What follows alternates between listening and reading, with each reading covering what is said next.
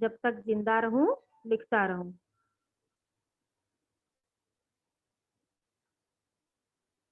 चलिए,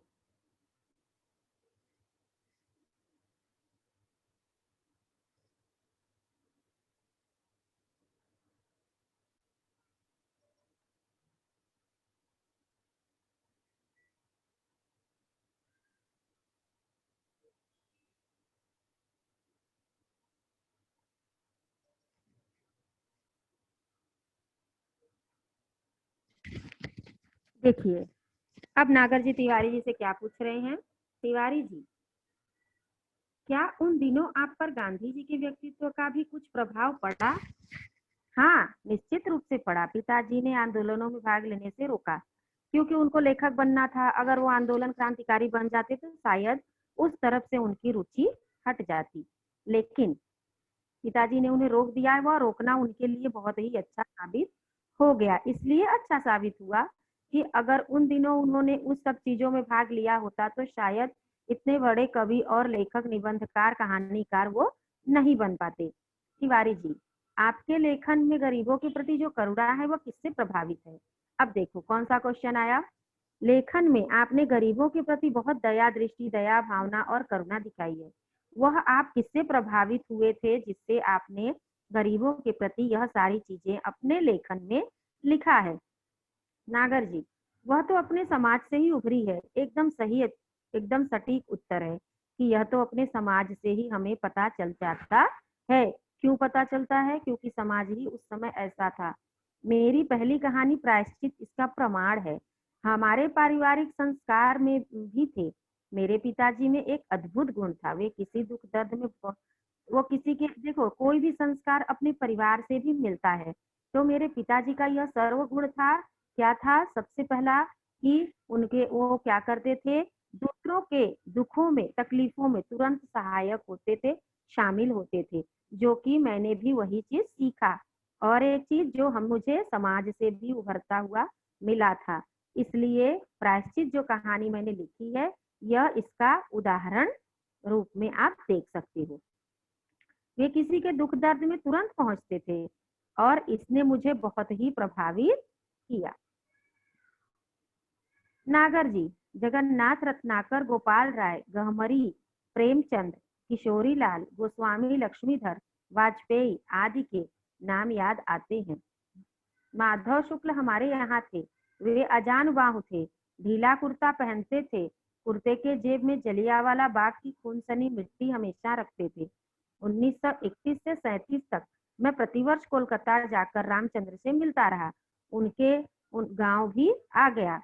अब वो इतने सारे किसको बताए जो कि उस समय के कवि और लेखक थे। तो ये लोगों के नाम हमारे पास याद, मुझे याद आते हैं।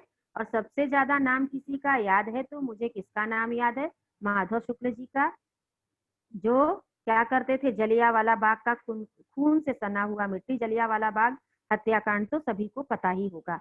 वो मैं हमेशा वो अपनी जेब में रखते थे। मैं जब कोलकाता जाकर शरद चंद्र से मिलता रहा, उनके गांव भी जाता था। पुराने साहित्यकारों में आप किसको अपना आदर्श मानते हैं? तुलसीदास तो मुझे घुट्टी में पिलाया गया है। बाबा शाम को नित्य प्रति रामचरित मानस मुझे पढ़वाकर सुनते थे, श्लोक जबरदस्ती याद करवाते थे। अब तिवारी जी क्या पूछ रहे हैं कि पुराने साहित्यकारों में आप सबसे बड़ा अपना आदर्श किसे मानते हो? नागर जी, तुलसीदास।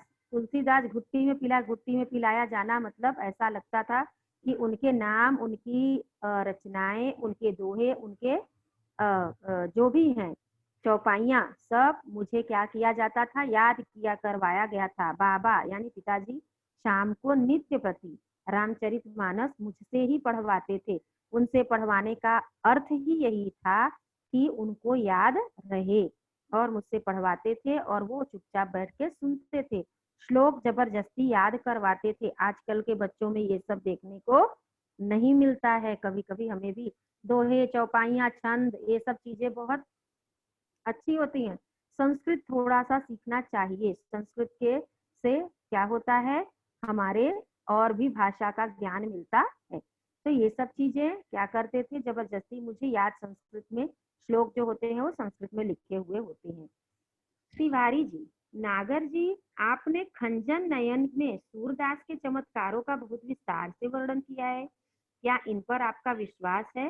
देखिए, अब तिवारी जी क्या पूछ रहे हैं कि आपका जो एक रचना आपने रची है, कौन सी लिखी है? खंजन नयन में सूरदास जी के बारे में आपने और उनके चमत्कारी बातों को आपने विस्तृत रूप से वर्णित किया है। इन पर क्या इनका भी आप पर बहुत प्रभाव पड़ा है क्या, या फिर आपको विश्वास इनके में ज्यादातर है क्या? विश्वास है। नागर जी, नेत्रहीन के चमत्कार हमने बहुत देखे हैं। उनकी भविष्यवाणियां कभी कभी बहुत सच होती हैं। अब देखो यहाँ क्या बता रहे हैं नागर जी, नेत्रहीनों के चमत्कार। अगर लोग कहते हैं ना कि अगर भगवान क्या करता है, किसी की कोई एक चीज छीनता है तो उसको दर्श समझदारी के गुण अंदर दे देता है। तो वही चीज नागर जी ने बताया कि मैंने बहुत सारे चमत्कार सुने हैं, बहुत देखे भी हैं कि नेत्रहीन लोग क्या क्या कर सकते हैं। उनकी भविष्यवाणियां कभी कभी जो वो लोग भविष्यवाणी करते हैं या जो बातें बताते हैं वह भी बड़ी सच होती है। सूर पंचसखी के अवसर पर काफी विवाद चला था कि सूर जन्मांध थे या नहीं। यह तो आज तक विवाद पूर्ण है या संशय पूर्ण है कि सूरदास जन्मांध। कोई कोई कहता है उस समय के, अभी देखो अपनी आंखों से तो हमने कुछ देखा नहीं है कि सूरदास कैसे थे, अंधे थे कि उनको आंखें थी, लेकिन उन्होंने जो रचना रची है कृष्ण भगवान की बाल लीलाओं का वर्णन इतना सुंदर किया है उन्होंने, जो कि सुनते ही मन क्या हो जाता है, खुश हो जाता है और बड़ा ही अच्छा लगता है। तो ये सारी चीजें देखते हुए किसी किसी को शक होता है कि वो अंधे नहीं थे, और किसी किसी का कहना है वो अंधे थे। तो इसलिए ये अभी भी विवादास्पद है। तो सूर पंचसती के अवसर पर बहुत सारा विवाद चल रहा, विवाद जैसे आप लोग बोलते हो ना, डिबेट, तो वही चीज विवाद चल रहा था कि सूरदास जी जन्म से अंधे थे कि नहीं। सवाल यह है, देखता कौन है, आंख या मन? आंख माध्यम है, देखने वाला तो मन है। देखा, सबसे कितना सुंदर उत्तर यहाँ लिखा हुआ है कि जन्मांध थे, यह सारी बातें विवाद के रूप में चल रही थी। लेकिन अब यह बताओ, सवाल तो मेरा यह है कि देखता कौन है? मन देखता है या आंखें देखती हैं? आंखों से हम क्या करते हैं, देखते हैं, लेकिन उसकी छवि हम क्या करते हैं, अपने मन में उतार लेते हैं। आंखें नहीं देखती, आंखें तो सिर्फ एक माध्यम होती हैं, देखता तो मन है। अब मन किस प्रकार से देखता है? अब आप सोचोगे कि नहीं नहीं, टीचर बोल रही है अरे आंखें आंखें फूट गई तो क्या हम देख पाएंगे? नहीं, ऐसा नहीं होता। कभी कभी ऐसा होता है कि टीचर आपको कुछ पढ़ाती है, कुछ एक्सप्लेन करती है, किसी चीज के बारे में बताती है, या किसी अनदेखे प्राकृतिक दृश्य के बारे में बताती है, या जो भी है अनदेखे शहर के बारे में बताती है। तो क्या होता है, हमारे मानसिक पटल पे उसकी एक सुंदर सी छवि हम तुरंत अपने, हम उसको कभी देखे नहीं है। तो यही होता है मन के द्वारा देखना। लेकिन हम अपने मन के द्वारा क्या करते हैं, अपने मस्तिष्क में तुरंत उसका क्या करते हैं, एक अच्छा सा चित्र तुरंत हमारे दिमाग में उभर कर आ जाता है। आता है या नहीं? यस या नो?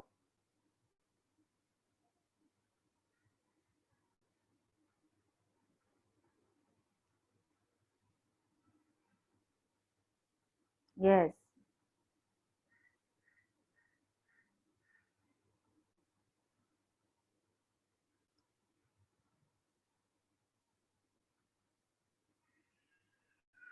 चाहे वह चीज, फिर उसके बाद अगर कभी हमें मौका मिलता है, हम उस चीज को देखते हैं, तब हमें यह समझ में आता है कि जैसा हमने सोचा था, कभी कभी तो क्या होता है, वैसा ही निकलता है, और कभी कभी ऐसा भी होता है कि जैसा सोचा था ये तो वैसा नहीं है।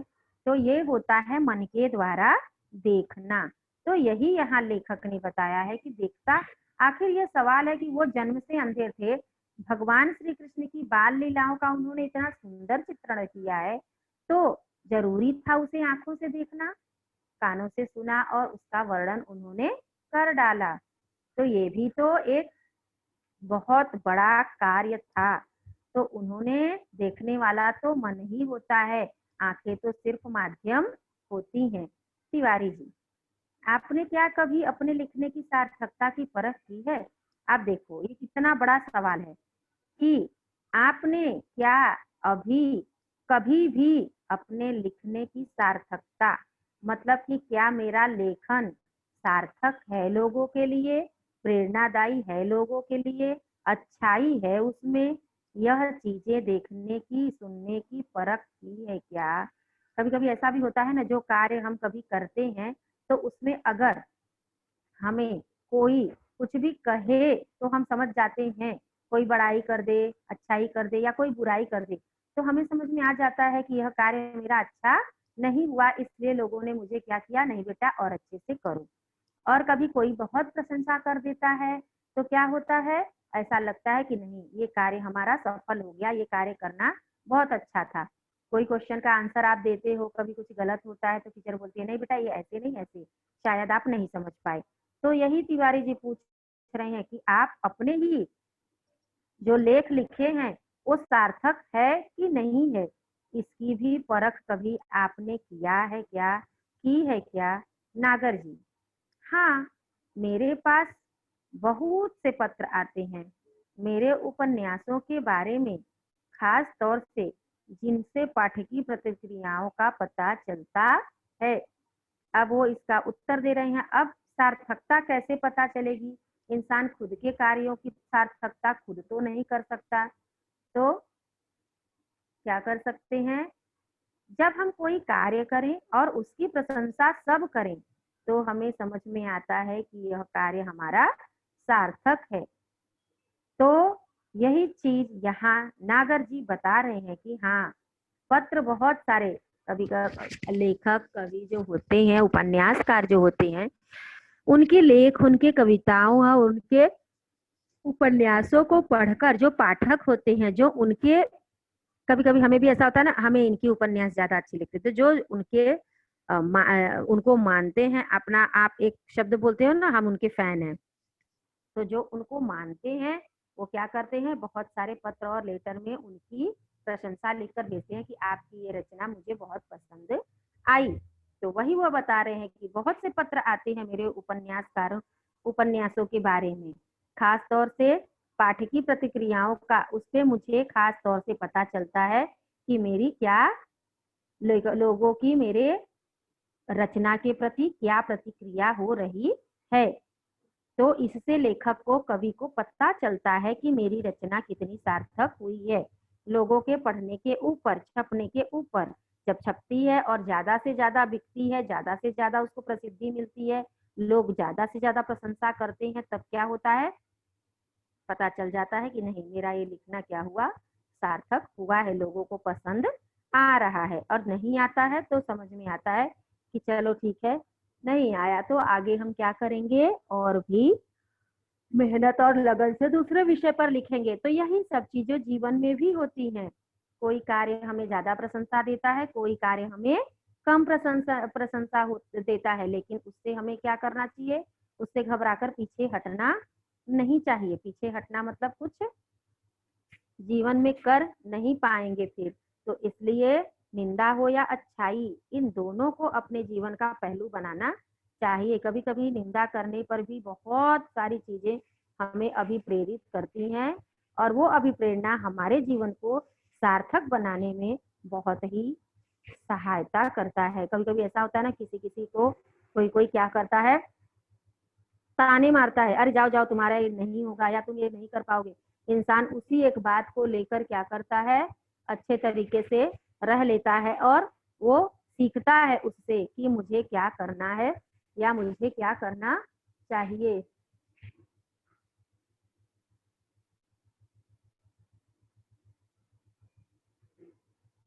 तो ये सब चीजें हमारे जीवन से भी जुड़ी होती हैं। ये एक सिर्फ साक्षात्कार या इंटरव्यू नहीं है, ये हमारे लिए भी एक एक लाइन में हमारे लिए एक एक चीज की सीख दी हुई है।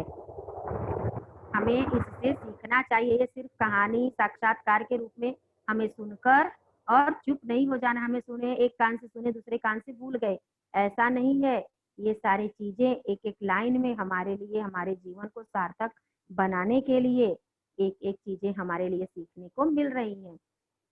तो पाठकों की प्रतिक्रियाओं से पता चल जाता है कि मेरी लेखन कितनी सार्थक है। यहाँ तक हमने कंप्लीट किया।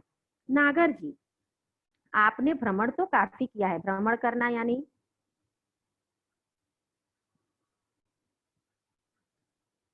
भ्रमण करना का अर्थ क्या होगा?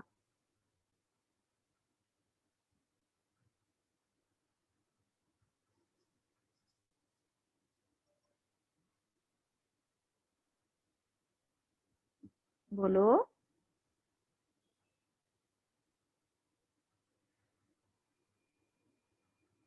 भ्रमण करना यानी क्या होगा?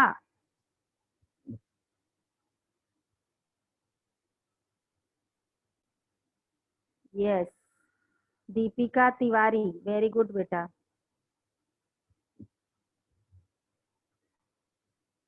भ्रमण करना यानी घूमना। दामेश, वेरी गुड, अलग अलग जगह पर जाना और उसके, हाँ यस, वेरी गुड खुशी, वेरी गुड। ओके, चलो आगे बढ़ते हैं हम। तो तिवारी जी अब नागर जी से क्या पूछ रहे हैं? आपने भ्रमण तो काफी किया है। नागर जी, हाँ, पूरे अखंड भारत वर्ष का, पेशावर से कन्याकुमारी तक, बंगाल से कश्मीर तक। इन यात्राओं का यह लाभ हुआ कि मैंने कैरेक्टर, चरित्र बहुत देखे और उनके मनोविज्ञान को भी समझने का मौका मिला। भ्रमण करने का आपको जैसे पता ही होगा, पर्यटन का सुख, पर्यटन से मिलने वाला आनंद। तो ये सारी चीजें क्या होती हैं, भ्रमण करने का एक अपना अलग ही, किसी किसी को तो देखो शौक भी होता है घूमने का। तो वो बता रहे हैं कि मैं पूरे अखंड भारत वर्ष का, मतलब पूरा भारत घूम चुका हूँ, पेशावर से कन्याकुमारी तक, बंगाल से कश्मीर तक। इन यात्राओं में मुझे बहुत सारे लाभ हुए और सबसे बड़ी चीज मैंने क्या देखा, बहुत सारे चरित्र। जैसा अपना भारतवर्ष क्या है, अपना भारतवर्ष विभिन्नताओं से भरा हुआ देश है। विभिन्न प्रकार की यहाँ संस्कृतियां देखी जाती हैं, विभिन्न प्रकार की चीज, बहुत सारी भिन्नता है। लोग विदेशों में घूमने के लिए जाते हैं, अपना भारतवर्ष छोड़ देते हैं। भारत पूरा घूमो तब देखो कि यह भारतवर्ष कितना सुंदर और विविध संस्कृतियों से परिपूर्ण है। एक ही, सिर्फ मुंबई में नहीं, एक ही दूसरे स्टेट में भी जाकर देखोगे तो ही कितना सुंदर, तो सारे स्टेट में घूमोगे तो कितना सुंदर सुंदर जगह आपको मिलेगा, दिखाई देगा।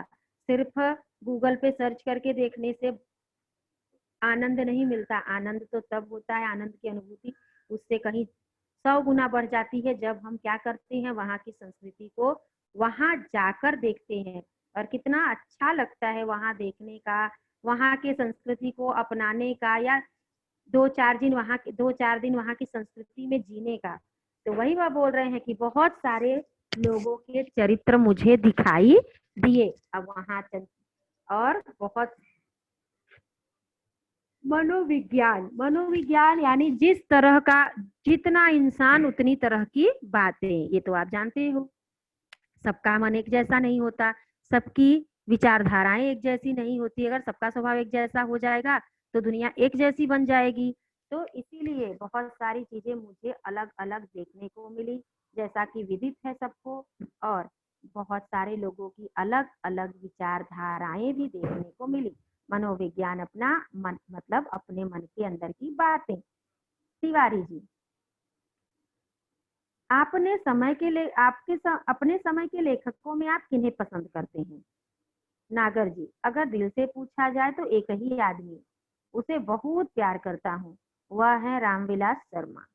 प्रभात कुमार मुखोपाध्याय का संग्रह देसी और विलायती अगर मिल जाए तो फिर पढ़ना चाहूंगा। बदले हुए भारतीय समाज। अब देखो वो पूछ रहे हैं कि आप लेखकों में सबसे ज्यादा किसे पसंद करते हो।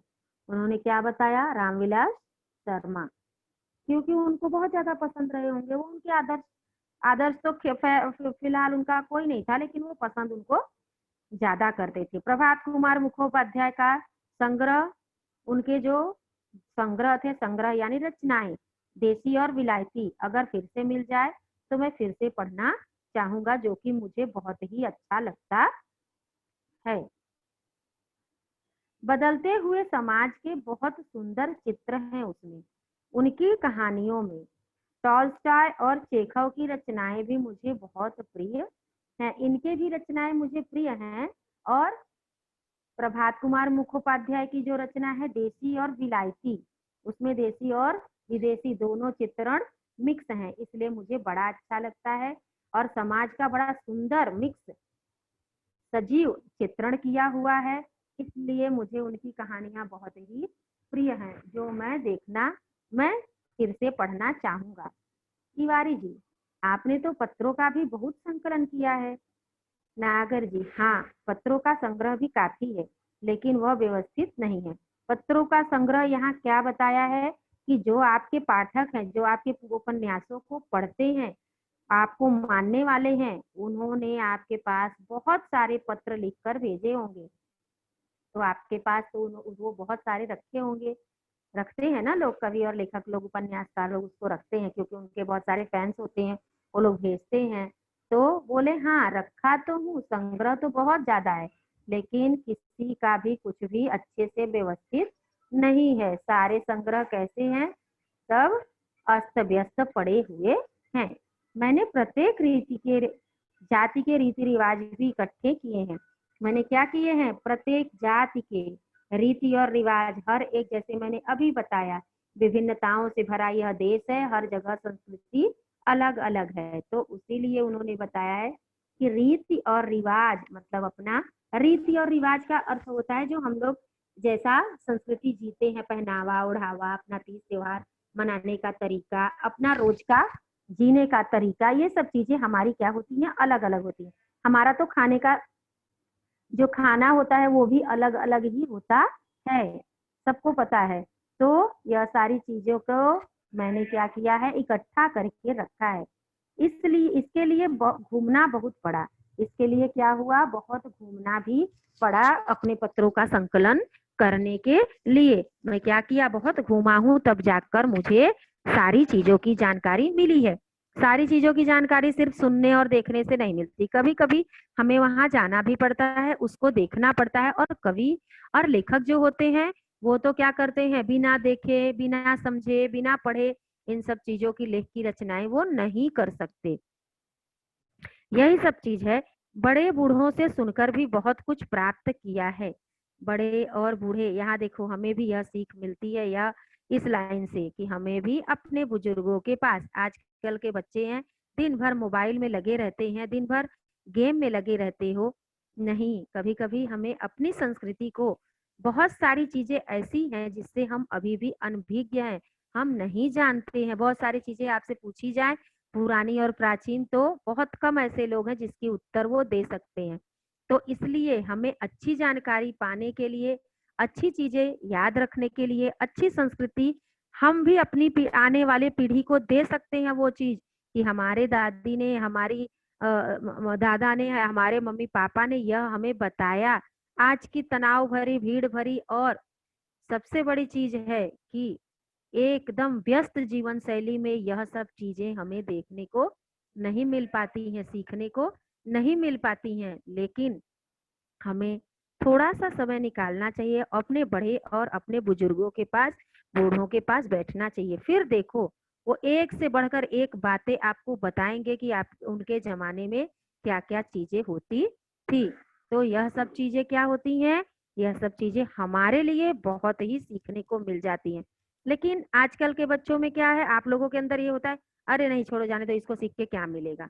ऐसा नहीं है बेटा, हर चीज सीखना, इंसान जीवन भर सीखता है, तब वह शिक्षित नहीं हो पाता है। सीखना एक बहुत बड़ी कला है, जिससे जो को राह चलते भी इंसान सीखता है, अगर सीखना चाहे तो। तो उन्होंने यही कहा है कि बहुत कुछ तो मैंने अपने बड़े बुजुर्गों के पास बैठकर और सुनकर, उनकी बातों को सुनकर भी प्राप्त कर लिया है। गदर के फूल के लिए मुझे बहुत लोगों से मिलना जुलना पड़ा। अपनी लेख गदर के फूल, ये उनका लेख था, इसके लिए मुझे बहुत लोगों से मिलना पड़ा, बहुत सारी जानकारी इकट्ठी करनी पड़ी। लेख जो होता है, कविताएं जो होती हैं, उपन्यास जो होते हैं, वो क्या होते हैं? उस समय के समाज में घटित घटनाएं होती हैं। या कभी कभी कोई कोई इंसान क्या करता है, एक आदर्श व्यक्ति के ऊपर लिखता है, तो उसके जीवन में जो घटनाएं घटी, उसने क्या किया। क्या कुछ नई उत्पत्ति होती है? नहीं, कोई नई उत्पत्ति नहीं होती है। प्रकृति के ऊपर, समाज के ऊपर, इंसान के ऊपर, जानवरों के ऊपर जो उस समय घटना घटित होती है, उसी चीज को लेखक अपने अनुभव के द्वारा, अपनी लेखनी के द्वारा और अपने मन के भाव के द्वारा एक अलग तरीके से लिखकर हमको प्रदान करते हैं, जो हम क्या करते हैं, हम सीखते हैं और पढ़ते हैं। जैसे आप इतिहास पढ़ते हो, हिस्ट्री, तो वो क्या होता है, सारी चीजें वो बीत गई होती हैं, लेकिन अगर उसे आप एक रोचक तरीके से पढ़ोगे तो वो हमें बहुत ही इंटरेस्टिंग लगता है कि आगे क्या हुआ होगा। यह चीज हमारे दिमाग में हमेशा होना चाहिए, या नहीं होना चाहिए कि अरे बोर हो रहा है, छोड़ो जाने दो, जो हुआ सो बीत गया। नहीं, यह चीज जब आप सोचोगे तो वो कभी भी आगे नहीं बढ़ पाओगे। तो इसलिए किसी भी विषय को रोचक, प्रभावशाली बनाने के लिए हमें दिमाग में यह रखना चाहिए कि आगे क्या हुआ होगा, आगे आखिर इसमें क्या हुआ। तो यह चीज क्या होती है, हमारे लिए एक रुचिपूर्ण बन जाता है। तो उन्होंने यही कहा, मिलना जुलना पड़ा। तिवारी जी, आपने अपने उपन्यासों के लिए फील्ड वर्क बहुत किया। अपने उपन्यास को लिखने के लिए आप जगह जगह घूमे, बहुत कार्य किए। नागर जी, हाँ बहुत करना पड़ा है, नाच्यो बहुत गोपाल के लिए। देखो यहाँ एक कहावत कही गई है। हाँ बहुत करना पड़ा, आखिर मैं लिखता कैसे, लोगों के नजरों में आने के लिए, पाठकों को संतुष्ट करने के लिए, उनका उनके लिए वंदनीय बनने के लिए क्या करना पड़ता है, मेहनत। कोई भी कार्य हो, छोटा कार्य हो चाहे बड़ा कार्य हो, वह तो हमें करना ही है और उसके लिए हमें मेहनत करनी ही पड़ती है। जिसने भी पहले क को बनाया है तो उसने सोच समझ कर बनाया है ना, पहले क फिर ख, पहले कार्य करो फिर खाओ। यह तो सोचने वाला ही सोचेगा। समझो तो वर्णमाला से ही हमें पता चल जाता है कि पहले हमें कर्म में विश्वास करना चाहिए। पहले हम क से शुरुआत करते हैं व्यंजनों की, तो इसलिए पहले कर्म करो फिर दूसरा कार्य, खाने का कार्य करो। तो वही वो बोले हैं, नाच्यो बहुत गोपाल के लिए, श्री कृष्ण के लिए गोपिकाएं और राधाएं, राधा बहुत नाचती थी उनको पाने के लिए। तो वही किया गया है कि कृष्ण को पाने के लिए यह कहावत कही है उन्होंने कि अपने उपन्यास को लिखने के लिए मुझे इधर उधर बहुत जगह घूमना पड़ा। सफाई कर्मियों की बस्तियां में जाना पड़ा, उसके रीति रिवाजों का अध्ययन, देखो बहुत सारी चीजों का अध्ययन करना पड़ा, अलग अलग तरह के जो लोग रहते हैं उनकी समाज में जाना पड़ा, उनके रीति रिवाजों से परिचित होना पड़ा, उनके रहन सहन के तौर तरीकों से परिचित होना पड़ा। अध्ययन इतना करने के बाद उन्होंने क्या किया, तब अपने उपन्यास को लिखा। इतना मेहनत किया तब जाके एक उपन्यास तैयार होता है। तिवारी जी, नागर जी, क्या आप मन और प्राण को अलग अलग मानते हैं?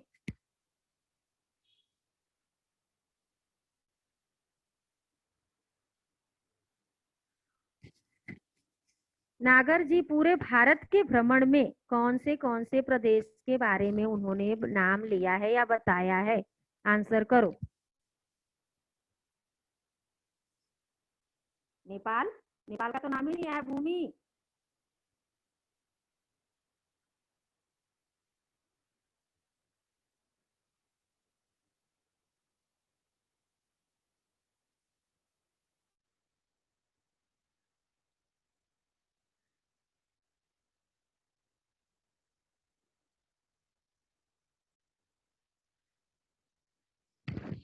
पूरे भारत भ्रमण, पूरे भारत का भ्रमण करने के लिए उन्होंने कौन से प्रदेशों का नाम लिया है? कहाँ से कहाँ तक वो गए हैं, बताओ। Yes, Deepika Tiwari, very good. Yes, very good.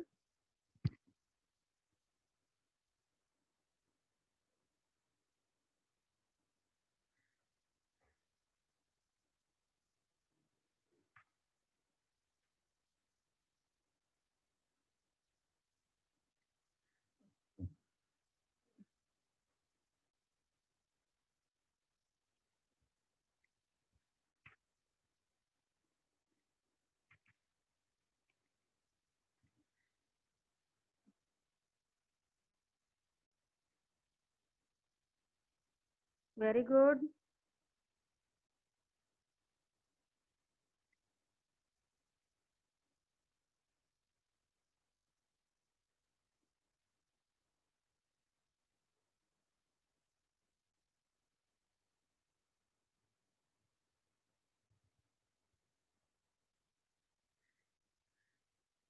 Okay, एक क्वेश्चन और उसके बाद हम आगे चलेंगे, ठीक है। नागर जी के लेखन में गरीबों के प्रति डैश का भाव दिखाई देता है। नागर जी के लेखन में, yes very good Manali Shinde, Dhamesh, okay.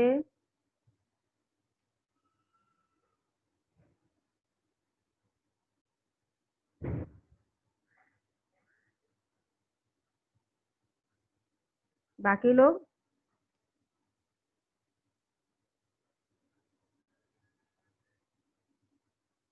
चलो स्टार्ट करें।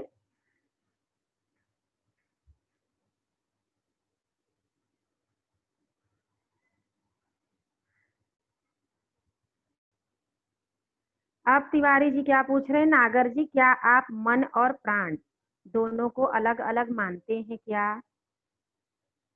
नागर जी, हाँ, प्राण को तो मन से अलग करना पड़ेगा। मन की गति आगे तक है, प्राण को वहां तक खींचना पड़ता है। मन ऐसा एक ऐसा निर्मल जल है जिससे जीवन के संस्कार रंगते हैं। मन प्राण से ही सधता है। देखो अब उन्होंने क्या बताया है। हाँ, मन और प्राण अलग अलग बातें हैं। प्राण को, मन की गति क्या है, बहुत तेज दौड़ती है। प्राण उतने तेज तक, हमारी सांसें उतने तेज तक नहीं चल पाती। तो हमें क्या करना पड़ता है, मन की गति बड़ी आगे भागती है, प्राण को क्या करना पड़ता है, वहां तक खींचना पड़ता है। मन की आवश्यकताओं की पूर्ति के लिए हमें आगे ही जाना पड़ता है। आगे की तरफ हम अपने आप को खींचते हैं, जाते हैं, तब जाकर हमें उस आवश्यकता की पूर्ति होती है। कहने का तात्पर्य यह है कि जिस चीज को हम ठानते हैं उसको पूरा करने में समय लगता है। उस समय को हम क्या करते हैं, खींचते हैं। उसी को वहां इन्होंने बताया है कि प्राण को वहां तक खींचना पड़ता है। मन एक ऐसा, मन बड़ा निर्मल होता है। अगर पावन बनाओ तो मन बड़ा पावन और निर्मल है, गंदा बनाओ तो मन गंदा भी हो जाता है। एक निर्मल जल के जैसा है वह, जिससे जीवन के संस्कार रंगते हैं। बच्चा जब होता है, एक नवजात शिशु जब होता है, तो उसका मन एकदम साफ और स्वच्छ होता है, क्योंकि वह एकदम अनभिज्ञ होता है दुनिया से, संसार से, यहाँ के बातों से, अच्छाइयों से, बुराइयों से उसको कुछ भी पता नहीं होता है।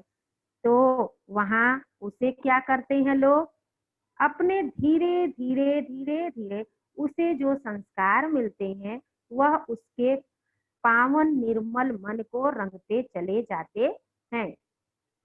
चित्रकार, अब जैसा एक खाली चित्र है, वह क्या है, उसको, चित्र को मान लो इंसान का, इंसान रूपी मन है। जब उसमें अपनी कलाकारिता से सुंदर सुंदर रंग उसमें भर देता है, तो वो क्या होता है, चित्र उभर कर हमारे सामने सुंदर प्रतीत होने लगती है। तो वही उन्होंने बोला है कि जीवन के संस्कार रंगते हैं और मन प्राण से ही सधता है, मन से ही प्राण है। जब मन है, जिंदा दिल्ली है, तो क्या है, तब हम जिंदा हैं, तब हमारे अंदर प्राण है। तिवारी जी, सूर में आपने मन को ही पकड़ा है। नागर जी, हाँ, सूर ने एक जगह लिखा है, मैं दसों दिशाओं में देख लेता हूँ। सूर में मतलब आपने जो सूरदास के बारे में लिखा है, उसमें आपने मन को ही पकड़ा है क्या, प्राणों को नहीं पकड़ा है? उन्होंने कहा हाँ, सूरदास जी ने एक जगह लिखा है कि मैं दसों दिशाओं में, अब वो कैसे देख सकते थे, वो तो अंधे थे, लेकिन अपने मन के द्वारा वह दसों दिशाओं में हर एक जगह देख सकते थे। आंखें बंद करो और जिस चीज के बारे में सोचो उस चीज को हम क्या कर सकते हैं, आंखें बंद करके भी देख सकते हैं। जरूरी नहीं है कि उसके लिए आंखें खुली हो। मन के द्वारा इंसान, मन बोलता है ना, तेज घोड़े से भी तेज भागता है।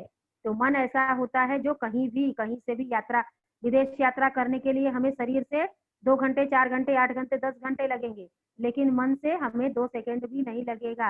आंखें बंद करो, मन से सोचो विदेश में पहुंच गए, वहां की यात्रा किए, सैर किए, ये था, वो था, ऐसा था, और वापस फ्यू सेकंड में आ भी गए। आंख खुली तो हम अपनी जगह पे आ गए। ऐसा होता है मन। तो मन बड़ा चंचल होता है। मन को क्या करना पड़ता है? स्थिर रखने के लिए बहुत कोशिश की जाती है, केंद्रित किया जाता है इसको। जब पूरी प्राण शक्ति एक जगह केंद्रित होगी तो इन, इन, इंट्यूटिव आई बनाएगी। नागर जी, हम लोगों ने आपका बहुत समय लिया, बल्कि आपकी उम्र और स्वास्थ्य का भी लिहाज नहीं किया। अब देखो, अब एक एक चीज पूछ रहे हैं। यहाँ उनका क्या हुआ? पूरी तरह से इंटरव्यू समाप्त हो गया। उन्होंने उनके जीवन के सारे घटनाओं का अच्छी तरह से क्या किया? परिचर्चा किया अपने इंटरव्यू में।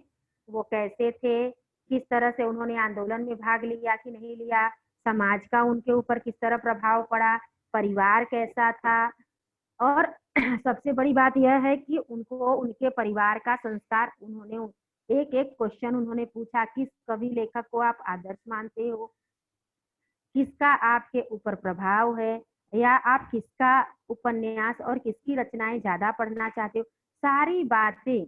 और आपने समाज के, आपने किस किस इन इन चीजों में अगर आपने क्या किया है, अच्छे सी रचनाएं रची हैं, तो उसका आप पर, उसका समाज पर क्या प्रभाव पड़ा, और या उसको आपने किस तरह से लिखा, गरीबों के प्रति आपको करुणा भाव किस तरह से मन में आई, या आप कहाँ कहाँ तक घूमे, सारी चीजें, जीवन के एक एक पहलू का चित्रण उन्होंने इंटरव्यू के या साक्षात्कार के माध्यम से बताया है, दिखाया है। अब यहाँ क्या हुआ? साक्षात्कार समाप्त हुआ। उन्होंने बोला, बहुत बहुत आपका धन्यवाद, आपने इतना सब कुछ बताया और हमने भी आपका बहुत सारा समय ले लिया। ऐसा हमने आपके स्वास्थ्य का भी लिहाज नहीं किया। नागर जी, स्वास्थ्य ठीक है मेरा, मेरा स्वास्थ्य ठीक है, आप लोग घबराइए मत, आप लोग चिंतित मत होइए। आप, पत्नी की मृत्यु के बाद एक टूटन आ गई थी। एक, कहते हैं ना, जीवन के रथ के दो पहिए होते हैं, पति और पत्नी, माँ और पिता। इसमें से कोई एक, अगर, सबसे बड़ी बात यह होती है कि जब इंसान, एक अवस्था आता है बुढ़ाई का, बुढ़ापे की अवस्था में इंसान को कोई भी साथ नहीं देता, तो उस समय सबसे ज्यादा अपने जीवन साथी की जरूरत पड़ती है। क्यों? अपने मन के किसी के पास, या इस व्यस्त भरी जिंदगी में तो और भी नहीं है, तो किसी के पास क्या होता है, एक दूसरे के लिए समय नहीं होता। तो वो पति पत्नी क्या होते हैं, अपने अपनी बातों को एक दूसरे को बताकर और समय गुजारना बड़ा ही अच्छा हो जाता है। लेकिन अकेला प्राणी क्या होता है? अकेला, मनुष्य एक सामाजिक प्राणी है। मनुष्य क्या होता है? एक दूसरे के बगैर रह नहीं पाता है। इसलिए वो बता रहे हैं कि पत्नी की मृत्यु के बाद जिंदगी में एक टूटन सी आ गई थी, एक निराशा सी आ गई थी। लेकिन फिर मैंने सोचा, लिखने के सिवाय और चारा ही क्या है। मैं एक लेखक हूँ, अगर मैं लिखता रहूंगा तो शायद क्या होगा, मेरे जिंदगी में जो कुछ समय बचे हैं वह मैं अच्छे से गुजार पाऊंगा, और उसके सिवाय मेरे पास और कोई भी पर्याय नहीं है। तुम लोग यह मनाओ कि जब तक जिंदा रहूं, लिखता रहूं। तुम लोग मेरे पास भगवान से यह मनाओ, यह प्रार्थना करो कि मेरी जब तक शरीर में प्राण है, जब तक मैं जिंदा रहूं, तब तक मैं लेखन करता रहूं। समझा? इसके कहने का तात्पर्य यह है कि जब तक जियो तब तक कार्य करते रहो, निराश मत बैठो, निराश मत हो। यह जीवन है तो कर्तव्य पथ पर आगे बढ़ने के लिए है, और इस पर आगे बढ़ते ही रहो। आगे बढ़ते रहोगे, समय निकलता चला जाएगा। समय किसी का इंतजार नहीं करता, समय अपने ही तरीके से चलता है। हम ही होते हैं जो अपने, क्या होते हैं, अपने समय पर निराश हताश हो जाते हैं। तो कभी कभी ऐसा होता है, सुख और दुख दोनों जीवन के एक पहलू होते हैं, आते और जाते रहते हैं। लेकिन हमें क्या करना चाहिए? निराश नहीं होना चाहिए। निराश हुए तो जिंदगी वहीं रुक जाती है, प्राण चलते रहते हैं, लेकिन मन वहीं रुक जाता है। तो इसलिए ये करना नहीं चाहिए। अपने कर्तव्य पथ पर आगे की तरफ बढ़ते रहना चाहिए। और जब हम एक्टिव होते हैं, हम कार्यरत रहते हैं, तो 2 लोग और भी हमारी सहायता और मदद कर सकते हैं। अगर हम ही क्या करेंगे, थक जाएंगे, तो सामने वाला भी हमारी सहायता मदद नहीं करेगा। इसलिए हमें अपने जीवन को जीने के लिए किसी और का आसरा कभी करना नहीं चाहिए। यह जीवन है, तो हमें एक खुशहाल तरीके से जीना चाहिए।